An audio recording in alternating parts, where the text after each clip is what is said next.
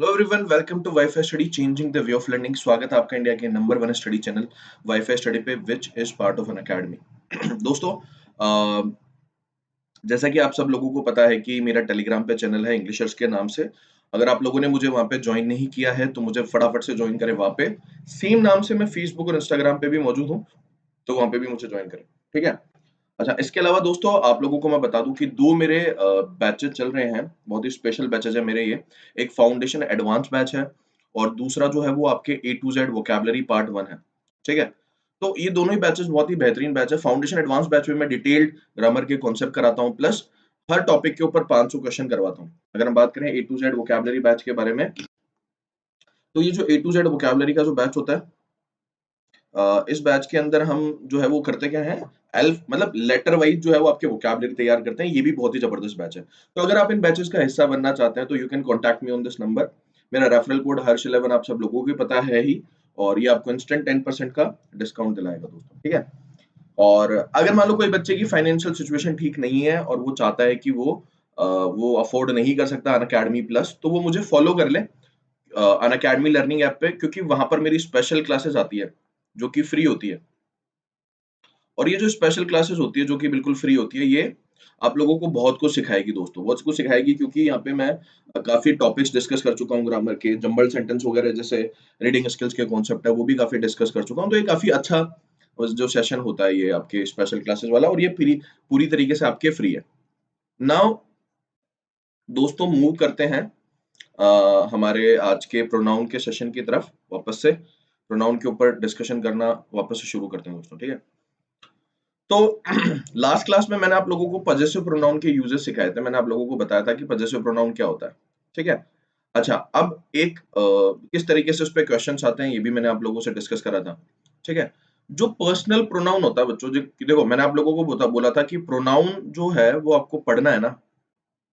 Pronoun के total 8 types होते हैं, और ये 8 टाइप्स जो है, ये आपके टोटल 8 चैप्टर्स को डिफाइन करते हैं। 8 टाइप्स आपके 8 चैप्टर्स को डिफाइन करते हैं। 8 टाइप्स हो गए, और ये 8 टाइप आपके 8 चैप्टर्स को डिफाइन करते हैं। ध्यान रखेंगे। ठीक है। प्रोनाउन के टोटल कितने टाइप्स होते हैं? 8 टाइप्स होते हैं, और ये 8 टाइप्स आपके 8 चैप्टर को दर्शाते हैं। ठीक है। अच्छा, इनमें से जो पहला वाला है पर्सनल प्रोनाउन, ये हम डिस्कस कर रहे थे। पर्सनल प्रोनाउन क्या होते हैं ये हमने डिस्कस कर लिया था। इसमें सबसे इंपॉर्टेंट पार्ट होता है पजेसिव केस, जिसका एडजेक्टिव और प्रोनाउन केस हमने डिस्कस कर लिया था, उसके एग्जांपल सेंटेंस कर लिए थे। अब मैं आगे बात करने जा रहा हूँ आपके जो इम्पोर्टेंट, अगला जो हमारा इम्पोर्टेंट जो होगा, वो जो पॉइंट है वो है केस ऑफ प्रोनाउन। ठीक है। Case of pronoun, case of pronoun after as and than. ठीक है। केस ऑफ प्रोनाउन,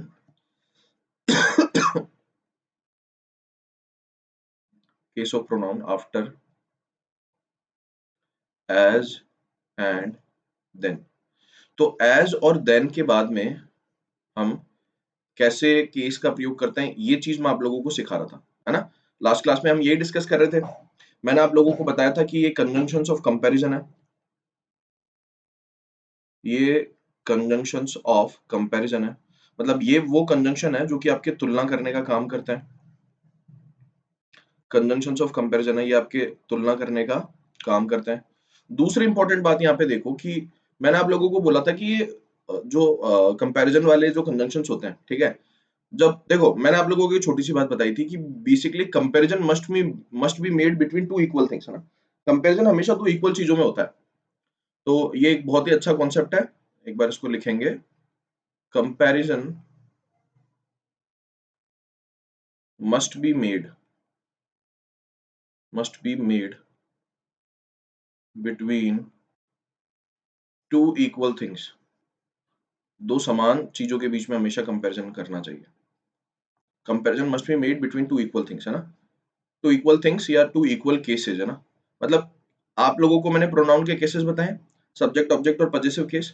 तो मेरा कहने का मतलब ये है कि अगर आपको कंपैरिजन करना है, तो सब्जेक्ट केस का कंपैरिजन, अगर पहली चीज आपके सब्जेक्ट है तो दूसरी चीज भी आपके क्या होना चाहिए? सब्जेक्ट ही होनी चाहिए। मतलब सब्जेक्ट केस का कंपैरिजन आप सब्जेक्ट केस के साथ में करोगे। ठीक है। ऑब्जेक्ट केस का कंपैरिजन ऑब्जेक्ट केस के साथ में करोगे।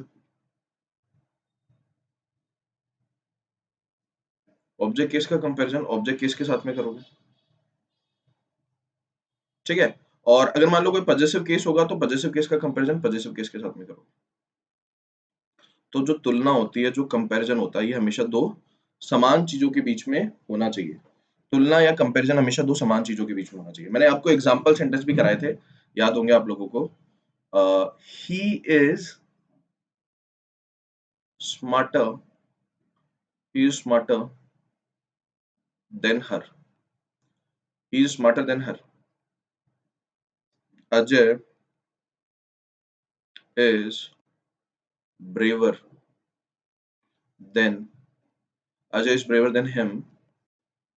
और तीसरा सेंटेंस है Sita is as honest as him, ठीक है। ये तीन सेंटेंस मैंने आप लोगों के सामने लिखे हैं ना। अब मैं आपसे पूछ रहा हूँ कि पहले सेंटेंस में तुलना किसके बीच में हो रही है ना। आप ध्यान से देखोगे, तुलना हो रही है ही के और हर के बीच में, ठीक है। ही और हर के बीच में हो रही है ना, कि दोनों में से कौन ज्यादा स्मार्ट है। अब ये ही आपके कौन सा केस है, सब्जेक्ट केस है, राइट। अगर ही सब्जेक्ट केस में है, तो हर भी आपके कौन से केस में रहेगा, सब्जेक्ट ही केस में रहेगा। इसको ऑब्जेक्ट केस में लिखना पूरी तरीके से गलत होगा। तो यहाँ पे हर गलत हो गया, आपको यहाँ पे क्या लिखना पड़ेगा, शी लिखना पड़ेगा। ही ये गलत हो गया। ही इज स्मार्टर देन शी करोगे तो सेंटेंस आपके सही होगा ना। और इसकी जो वर्ब होती है वो हिडन होती है, उसको अंडरस्टूड हम मान के चलते हैं, राइट। शी इज, इसको हम हिडन मान के चलते हैं, अंडरस्टूड मान के चलते हैं ना, इसको अंडरस्टूड मान के चलते हैं भैया। तो इसको लिखने की हमें जरूरत नहीं होती सेंटेंस में ना, मेंशन करने की या लिखने की जरूरत नहीं होती। हमें पता है कि ही आपके सब्जेक्ट है, तो इसका कंपैरिजन सब्जेक्ट के साथ में होगा। तो शी भी आपके सब्जेक्ट है, तो सब्जेक्ट की वर्ब शी अपने साथ में कौन सी वर्ब लेगा, ये आपके क्लियर होती है। इसके अंदर कोई भी अंडरस्टूड होती है, इसके अंदर कोई भी वो लिख करके मेंशन करने की जरूरत, आवश्यकता हमें नहीं होती है ना। ऐसे देखो, अजय का कंपैरिजन, सब्जेक्ट है, अजय का कंपैरिजन हिम के साथ में हो रहा है, ये भी आपके गलत हो गया। ये आपके सब्जेक्ट है और ये आपके ऑब्जेक्ट है। ये आपके सब्जेक्ट है, ये आपके ऑब्जेक्ट है। तो आपको यहाँ पे करना क्या होगा कि Ajay is braver than he, यहाँ पे ही करेंगे तो सेंटेंस आपके सही हो जाएगा, है ना। सब्जेक्ट केस का कंपैरिजन सब्जेक्ट केस से करेंगे,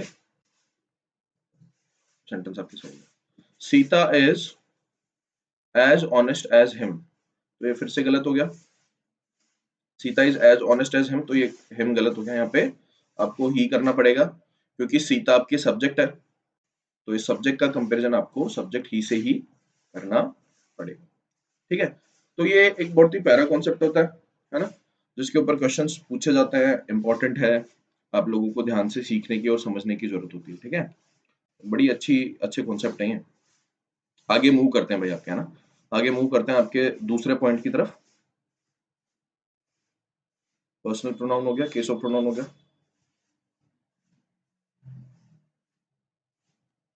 ठीक है। हाँ जी। तो आगे नेक्स्ट कॉन्सेप्ट की तरफ मूव करते हैं ना। तो एक तो क्वेश्चन पूछते हैं वो इसके ऊपर पूछते हैं। दूसरा जो पर्सनल प्रोनाउन से क्वेश्चन पूछा जाता है ना, वो आपके ऑर्डर ऑफ प्रोनाउन के ऊपर भी पूछ लिया जाता है। ऑर्डर ऑफ पर्सनल प्रोनाउन का ऑर्डर, ठीक है। क्रम, क्रम क्या होता है, एक ये भी एक कॉन्सेप्ट होता है। इसे हम क्या बोलते हैं, आपके रूल ऑफ गुड मैनर्स भी बोलते हैं, शिष्टाचार का नियम भी बोलते हैं, ठीक है। ऑर्डर ऑफ प्रोनाउन बोल दो या रूल ऑफ गुड मैनर्स बोल दो, अच्छे संस्कार का नियम, अच्छे मैनर्स का नियम, राइट। ये बेसिकली कहलाता है, ठीक है। तो ये कब हम बात करते हैं ना, प्रोनाउन का ऑर्डर, प्रोनाउन का क्रम कब आएगा, जब एक से ज्यादा प्रोनाउन होंगे। भाई एक ही प्रोनाउन आएगा तो उसका क्या क्रम होगा, वो तो उसको तो कोई क्रम में ऑर्डर में, क्रम की बात कब होती है, ऑर्डर की बात कब होती है, जब चीजें एक से ज्यादा ज्यादा हो, ठीक है। मान लो आपके पास दो पेन होंगे तो आप क्रम के बारे में बात कर सकते हो कि आगे इसको रखना है पेन को, पीछे उसको रखना है। तीन होंगे तो तीसरी पोजीशन पे उसको रखना है। तो क्रम या ऑर्डर आपके, जब हम ऑर्डर के बारे में बात कर रहे होते हैं तो क्रम के बारे में बात कर रहे हो, तो चीजें एक से ज्यादा होती है। तो कहने का मतलब ये है कि जब सेंटेंस में एक से ज्यादा प्रोनाउन आए तो उनका ऑर्डर क्या होना चाहिए। तो उनका ऑर्डर जो है वो ये होना चाहिए, टू, सबसे पहले सेकंड पर्सन को रखो, उसके बाद में आप थर्ड पर्सन को रखो, और उसके बाद में आपके फर्स्ट पर्सन को रखो। लेकिन यहाँ पे ध्यान रखना, शर्त ये है कि फर्स्ट पर्सन आपके क्या होना चाहिए, आई होना चाहिए। First person should be equal to I. इसका मैं लॉजिक आप लोगों को बता देता हूँ। मान लो तुम्हारे घर पे गेस्ट खाना खाने आए, तुम्हारे घर पे गेस्ट खाना खाने आ रहे हैं, तो तुम्हारी क्या जिम्मेदारी बनती है? तुम मान लो एक गेस्ट जो है वो तो आपके सामने आ चुका है, मौजूद ही आपके सामने बैठा हुआ है। एक जो है वो आपके रास्ते में, वो बाद में आएगा। तो आपकी मैनर्स क्या कहते हैं कि आप सबसे पहले खाना किसको खिलाओगे? जो आपके सामने मौजूद है, जो सेकंड पर्सन आपके सामने मौजूद है उसको खिलाओगे। तीसरा पर्सन तो आया ही नहीं, तो सबसे पहली प्रायोरिटी कौन हो गया? वो व्यक्ति हो गया जो आपके सामने मौजूद है। पहली प्रायोरिटी वो। अच्छे संस्कार, आपके अच्छे मैनर्स ये कहते हैं कि सबसे पहले आप किसको रखो? सेकंड पर्सन को रखो, उस व्यक्ति को रखो जो आपके सामने मौजूद है। बोलने के अंदर या खाने के अंदर कैसे रख लो, है ना? सम्मान ये कहता है यू फर्स्ट, है ना? अपन बोलते हैं आप पहले। आप पहले, वो संस्कार ही आपके मैनर्स ही हैं। तो सबसे पहले सेकंड पर्सन को रखो, फिर उसके बाद में आप किस व्यक्ति को रखोगे? फिर उसके बाद में आप उस व्यक्ति को रखो जो कि मौजूद नहीं है लेकिन जो आएगा। ठीक है, थर्ड पर्सन हो गया। मतलब जो मौजूद तो नहीं है लेकिन जो आएगा वो आपके थर्ड पर्सन हो गया। राइट, जिसके बारे में बात हो रही है वो थर्ड पर्सन आपके, उसको रखो। और आपके संस्कार ये कहते हैं कि सबसे लास्ट में आप जो है वो खुद को प्लेस करो, खुद को सबसे अंत में आप रखो सब आपके यहाँ। तो जो ऑर्डर होता है वो आपको क्या रखना चाहिए? 2 3 1 आपको क्रम रखना है। सेकंड पर्सन, उसके बाद में थर्ड पर्सन, उसके बाद में फर्स्ट पर्सन, ये क्रम आप लोगों को रखना है ना।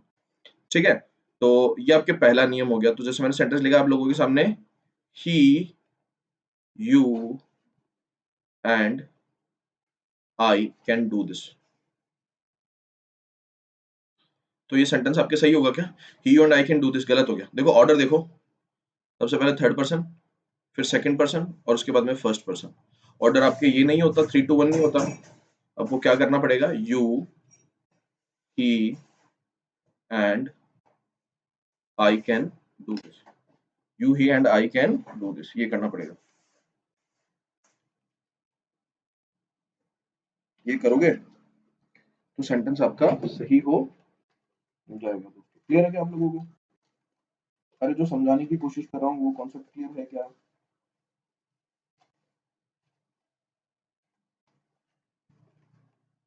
हाँ जी, सबको क्लियर है? चलो बहुत ही अच्छी बात है, सबको क्लियर है तो बहुत ही अच्छी बात है। ठीक है, you he and I can do this, ऐसे करेंगे। Can do this.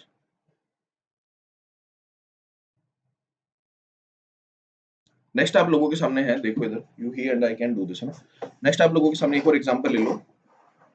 देखो, आई एंड यू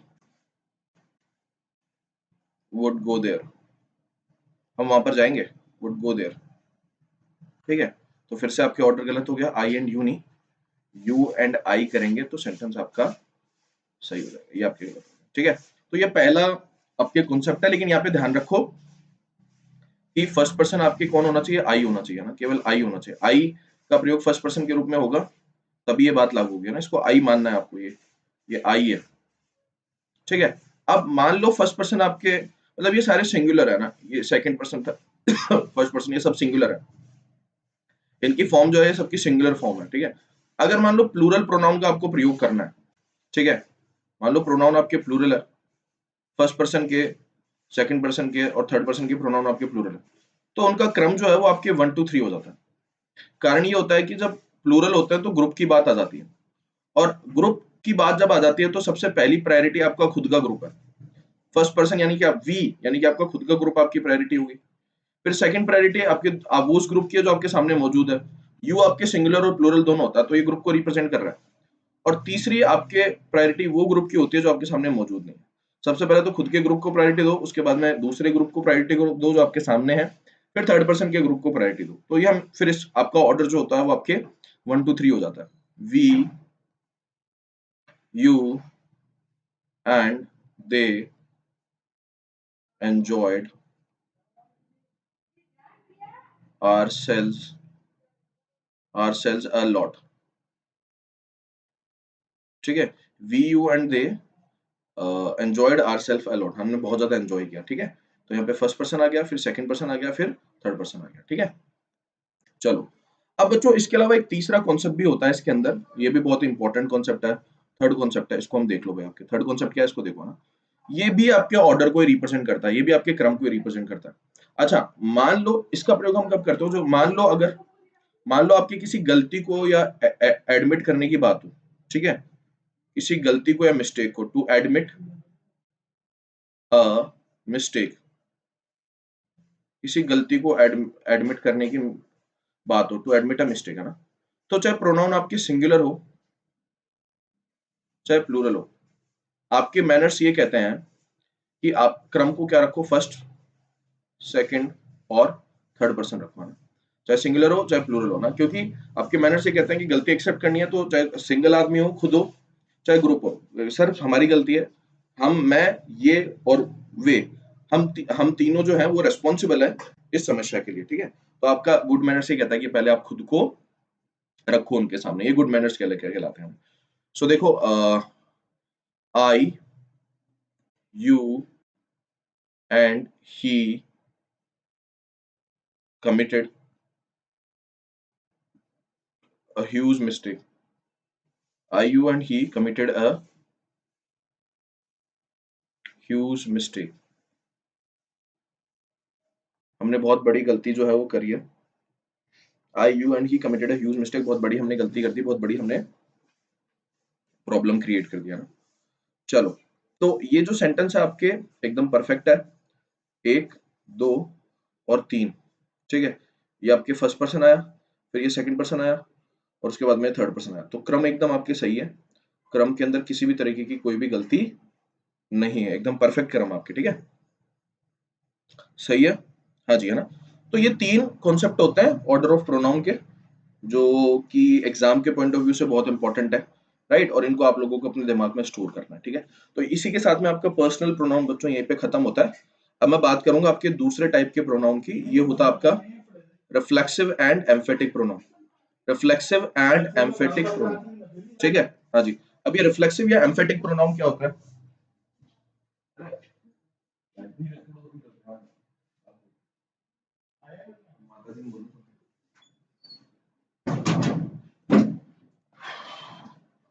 है ना। तो बच्चों यहाँ पे, हाँ जी, रिफ्लेक्सिव और एम्फेटिक प्रोनाउन है, और एम्फेटिक प्रोनाउन ना, ये दो अलग अलग प्रोनाउन होते हैं। मतलब कहने का मतलब है कि रिफ्लेक्सिव प्रोनाउन आपके अलग प्रोनाउन होता है और एम्फेटिक प्रोनाउन आपके अलग अलग प्रोनाउन होता है, मतलब फंक्शन में इनका अलग होता है, बाकी इनकी रूप जो होता है, इनकी जो फॉर्म होती है ना, वो सेम होती है। तो नेक्स्ट कॉन्सेप्ट आपके रिफ्लेक्सिव और एम्फेटिक प्रोनाउन का हो गया, ठीक है। अब रिफ्लेक्सिव प्रोनाउन क्या होता है देख लो भाई यहाँ पे। रिफ्लेक्सिव प्रोनाउन, ठीक है, और एम्फेटिक प्रोनाउन, दोनों की फॉर्म, पहले मैं फॉर्म के ऊपर चर्चा करता हूँ। दोनों का रूप चूंकि एक जैसा होता है, तो रूप कैसा है इसके ऊपर हम बात कर लेते हैं।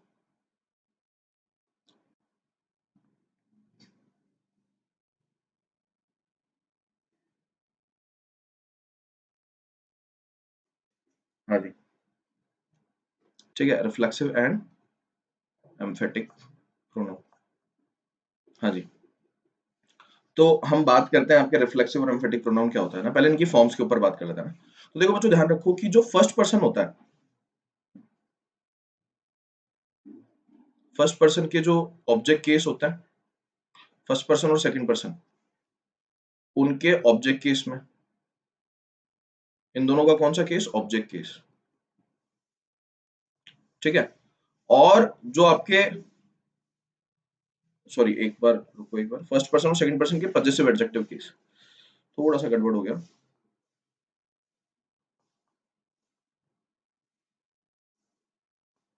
एक बार ध्यान से दोबारा से, है ना।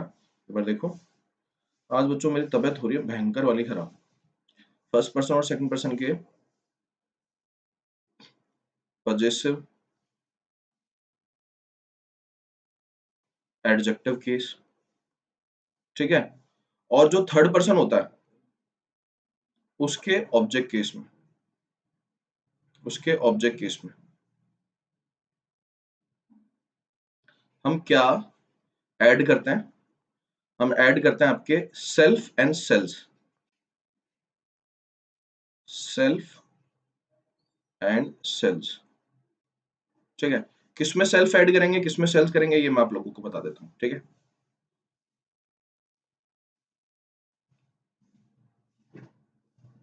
Self and sales. जो आपके सिंगुलर प्रोनाउन होते हैं उनके अंदर हम सेल्फ ऐड करते हैं, और जो आपके प्लूरल प्रोनाउन होते हैं उनमें हम आपके सेल्स ऐड करते हैं। ठीक है, ये बात दोनों पे लागू होती है। सिंगुलर के अंदर हम सेल्फ लगाएंगे और प्लूरल के अंदर हम सेल्स लगाएंगे। इस तरीके से हम आपके रिफ्लेक्सिव और एम्फेटिक प्रोनाउन बनाते हैं। ये आपके क्या है, फॉर्म है इनकी। ये हम क्या पढ़ रहे हैं, form of reflexive and emphatic pronoun, कि ये दिखते कैसे हैं और इनकी फॉर्म का निर्माण होता कैसे है, किस तरीके से इनकी फॉर्म बनाई जाती है। ठीक है, तो देखो है ना, इनको एक बार देख लेते हैं फटाफट से कौन कौन से होते हैं। तो फर्स्ट पर्सन देख लेते हैं, फर्स्ट पर्सन के कौन कौन से केस होंगे। फर्स्ट पर्सन में आपके पजेसिव एडजेक्टिव केस होता है, यानी कि माय और आर में हम जोड़ेंगे। क्योंकि माय सिंगुलर है तो इसमें सेल्फ जोड़ेंगे, आर आपके प्लूरल है तो इसमें सेल्स जोड़ेंगे। तो आपके पास में क्या आ गया, माई सेल्फ और आर सेल्स आ गया। ठीक है, इसी तरीके से आपके पास में सेकंड पर्सन आया। सेकंड पर्सन के बच्चों आपके दो होते हैं, क्योंकि ये यू जो होता है ना आपके, ये सिंगुलर और प्लूरल दोनों हो जाता है, योर एंड योर। तो एक में आपके सेल्फ लगेगा, इसके ऊपर क्वेश्चन भी आता है, और दूसरे में आपके सेल्स लगेगा। कारण क्या है, मान लो एक व्यक्ति को तुम्हें दर्शाना हो, लिसनर को, उसके लिए भी यू बोलोगे। अगर चार लड़के खड़े हैं, ठीक है, तो उनके लिए भी आप यू ही बोलोगे। मान लो एक लड़का है वो गलत कर रहा है, तो क्या बोलोगे, यू आर डूइंग रॉन्ग, तुम गलत कर रहे हो। और चार लड़के हैं वो गलत कर रहे हैं, तो उनके लिए भी क्या क्या बोलोगे, यू आर डूइंग रॉन्ग, तुम गलत कर रहे हो। तो यू तो आपके सिंगुलर और प्लूरल दोनों को रिप्रेजेंट कर देता है। ठीक है, तो इसका जो रिफ्लेक्सिव और एम्फेटिक प्रोनाउन का जो रूप होता है वो दोनों होता है। वो आपके योर सेल्फ भी होता है और वो आपके योर सेल्स भी होता है, दोनों होते हैं। योर सेल्फ भी होगा और योर सेल्स भी होगा, दोनों ही होते हैं। ये भी होता है और ये भी होता है, दोनों रूप होते हैं ना। ठीक है, योर सेल्फ भी होगा और योर सेल्फ भी होगा। तीसरे पर्सन के ऊपर हम बात करते हैं, थर्ड पर्सन। ठीक है, ये जो थर्ड पर्सन होगा ये कौन सा होगा, देखो यहाँ पे ना, थर्ड पर्सन जो होगा वो आपके आपके सामने है हिम। चूंकि हमें ऑब्जेक्ट केस चाहिए, him plus self, himself singular है तो हिमसेल्फ करा हमने, हर प्लस सेल्फ, हर सेल्फ करा। ठीक है, और it plus object case plus फिर से सेल्फ, तो इट सेल्फ आया। ये सब सिंगुलर है। और जो चौथा होगा उसका ऑब्जेक्ट केस लेना। ठीक है, वो क्या होगा, आपके देम होगा। देम प्लस अब आपको सेल्स करना पड़ेगा, तो यहाँ पे क्या आ जाएगा, देम सेल्फ ऐसा जाएगा। ठीक है, ये चार केस होता है ना। तो ये रूप होते हैं आपके किसके, रिफ्लेक्सिव और एम्फेटिक प्रोनाउन के रूप होता है ना। अब मैं आप लोगों को कुछ रूप बता देता हूँ जो कि पूरी तरीके से गलत होता है। ठीक है, इनके ऊपर क्वेश्चन आपके आते हैं। ठीक है, तो आर सेल्फ नाम से कोई वर्ड नहीं होता इंग्लिश में, आर सेल्फ, सेल्स लगाना पड़ता है क्योंकि ये प्लूरल होता है, तो ये गलत है। ऐसे ही हिज सेल्फ आपके कुछ नहीं होता, कई लोग हिज सेल्फ का प्रयोग करते हैं, ये भी गलत हो गया। दियर सेल्फ आपके कुछ नहीं होता, दियर सेल्फ या दियर सेल्स, ये कुछ नहीं होते, ये वर्ड होते ही नहीं आपके। तो ये कुछ वर्ड नहीं होते हैं, इनका ध्यान रखें ना। तो ना कोई दियर सेल्फ होता है, ना कोई दियर सेल्स होता है, ना कोई हिज सेल्फ होता है, ना कोई आर सेल्फ होता है। ये सारे वर्ड इंग्लिश लैंग्वेज में एग्जिस्ट नहीं करते हैं, they do not exist in English language. ठीक है, तो इनके ऊपर ध्यान रखेंगे ना। तो मैंने आप लोगों के सामने सेंटेंस लिखा, वी डिड इट, जैसे कि मान लो we did it our self, तो ये गलत हो गया। We did it our self, ये गलत हो गया ना। क्या करना पड़ेगा आपको, आर सेल्स करना पड़ेगा। ठीक है, आर सेल्स करेंगे तो सेंटेंस सही होगा। ठीक है, मैंने सेंटेंस लिखा, शी डज नॉट, शी नहीं ही करो, सॉरी, शी नहीं he does not like he does not like he does not like himself। तो ये कोई वर्ड नहीं है himself आपके, ये गलत हो गया, राइट। ये आपको क्या करना पड़ेगा, himself करना पड़ेगा। खुद को पसंद ही नहीं करता है सब आपके वो ना, he does not, यहाँ पे he है, he ले लो प्रॉपर तरीके से, he does not like himself। itself कुछ नहीं आएगा आपके, itself आपके पूरी तरीके से गलत होता है, इसका कोई लेना देना अस्तित्व नहीं होता इंग्लिश लैंग्वेज, ठीक है। अच्छा, he does not like himself हो गया। और एक बार और ध्यान में, एक तीसरा जो इस फॉर्म के ऊपर क्वेश्चन आ सकता है, ये फॉर्म के ऊपर एरर बनेंगे ना, इस टाइप के बनेंगे। आप लोगों को पता है कि यू के दो केस होते हैं, ठीक है। तो जब आपको पता नहीं हो तो आप कैसे लगाओ, यू कैन नॉट किल। जब आपको पता नहीं हो कि वो सिंगुलर है या प्लूरल है, तो आप जिसकी इंटेंसिटी कम है, जो छोटा है, योर सेल्फ, उसको लगाओ, you can not kill your self. अब हमें पता नहीं है तो हम इसको क्या मान के चलेंगे, सिंगुलर मानकर चलेंगे ना, इसको सिंगुलर मान के चलेंगे, और इसी के हिसाब से हमने क्या लगाया, आपके योर सेल्फ लगाया। लेकिन अगर मान लो मैंने लिखा होता all of you can not kill, तो अब आपको क्या करना पड़ेगा, अब अगर आपने योर सेल्फ कर दिया, अगर ये होता तो फिर सेंटेंस आपके गलत हो जाएगा। अब आपको योर सेल्फ नहीं, आपको योर सेल्फ करना पड़ेगा, ठीक है। योर सेल्फ करेंगे तो सेंटेंस आपका सही हो जाएगा। क्लियर है। तो बच्चों इस तरीके के क्वेश्चन जो है आपको एग्जाम में नजर आते हैं, और ये काफी अच्छे अच्छे क्वेश्चंस होते हैं, ठीक है। काफी अच्छे क्वेश्चन है जिनका जिक्र मैंने यहाँ पे करा। अब रिफ्लेक्सिव और एम्फेटिक प्रोनाउन क्या होते हैं, ये तो फॉर्म के ऊपर क्वेश्चंस आ गए ना, क्या होते हैं, इनके बीच में क्या डिफरेंस होता है, इनका मैंने क्या बोला आप लोगों को कि इनका फंक्शन आपके अलग अलग होता है।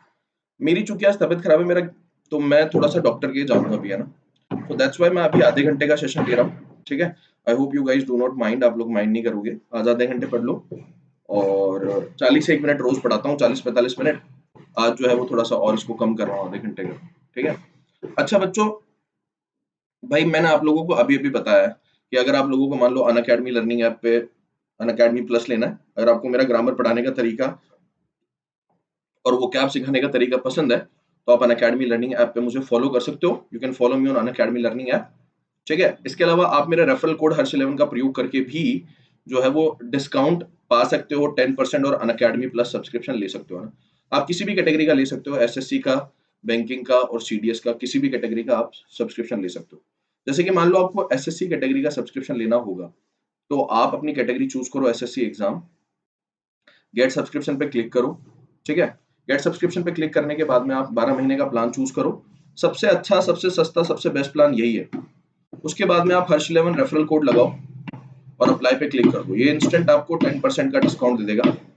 ये देखो आपको इंस्टेंट 10% का डिस्काउंट मिल गया, तो वंस होगा। उसके बाद में आपको credit debit card, net banking और यूपीआई जो है, net credit debit card, UPI और नेट बैंकिंग के थ्रू जो है वो बेसिकली आप पेमेंट कर सकते हो, ठीक है। आप मेरे को फॉलो भी कर सकते हो इंग्लिशर्स, जो कि मेरा टेलीग्राम ग्रुप है। गाइस आज के लिए इतना ही, मिलते हैं आपसे नेक्स्ट सेशन में कुछ और इंटरेस्टिंग कॉन्सेप्ट्स के साथ में। Till then take care, all the very best, bye bye, thank you.